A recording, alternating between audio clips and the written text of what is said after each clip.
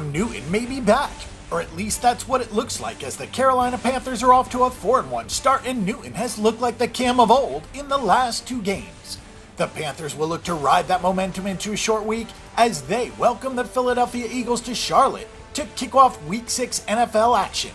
The Panthers opened a 3-point favorite for Thursday night's game with extra juice, and the preferred side early in the week has been the host team, with the line now having extra juice or sitting at 3.5 points. Through 5 weeks of the season, the Eagles are also 4-1, but it seems like their 4-1 record is less celebrated. Philadelphia's win and cover over Arizona made it 3 straight-up wins in a row and 2 covers in a row. The Eagles are 3-2 against the spread overall, with their lone loss at Arrowhead Stadium against the Kansas City Chiefs. The Panthers have 1 loss against New Orleans in between 4 wins, but they've won each of the last 2 games as an underdog, and both teams are 3-2 to the over heading into Week 6.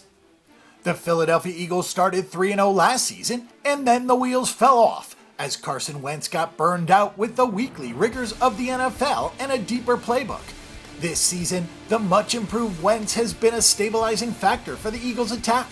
He has a 10-3 touchdown-interception ratio and has completed 62% of his throws.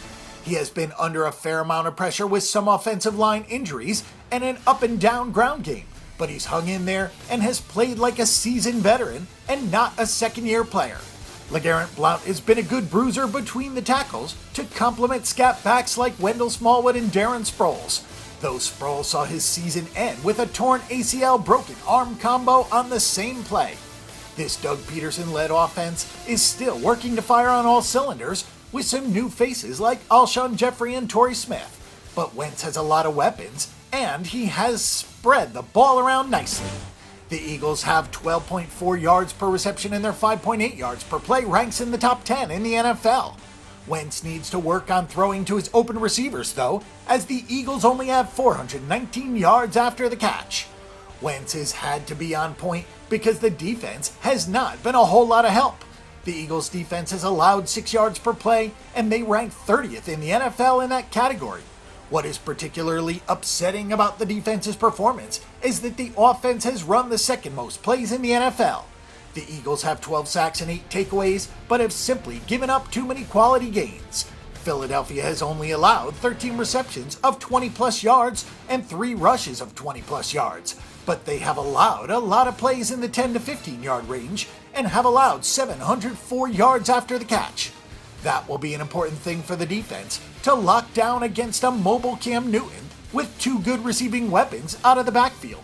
Cam Newton is gradually looking like the Cam Newton that brought the Panthers to the Super Bowl.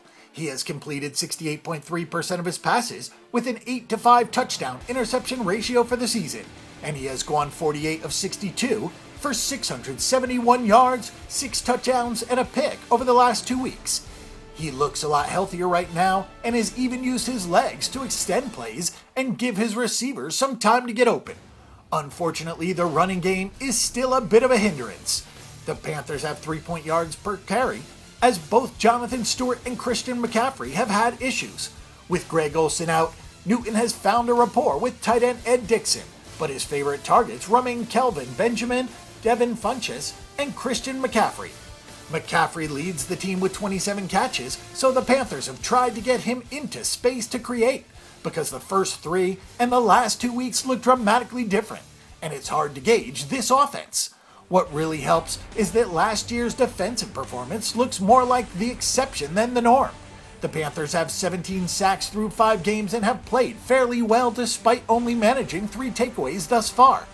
Carolina has only allowed 13 plays of 20 or more yards, so they're forcing the defense to sustain drives to move the ball and score points.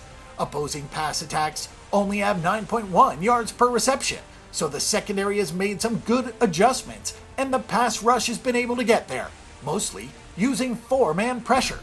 That makes it really easy to defend when the back 7 can focus on covering receivers as opposed to rushing the quarterback. The Carolina Panthers are the preferred side here on Thursday night due to their stout defense. The Eagles have some offensive line concerns, and the Panthers are getting a lot of pressure off the edges. The Eagles' defense was supposed to be better than this, but it has had some serious problems containing opposing receivers.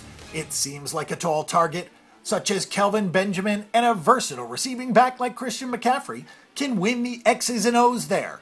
The Panthers are a decent look on a short week at home to begin with, and this matchup seems to favor them overall. Our pick and prediction is for the Carolina Panthers at -3.5 points. For our pick and prediction on this game and every other game this week, and a wealth of free stats and information, check out bangthebook.com.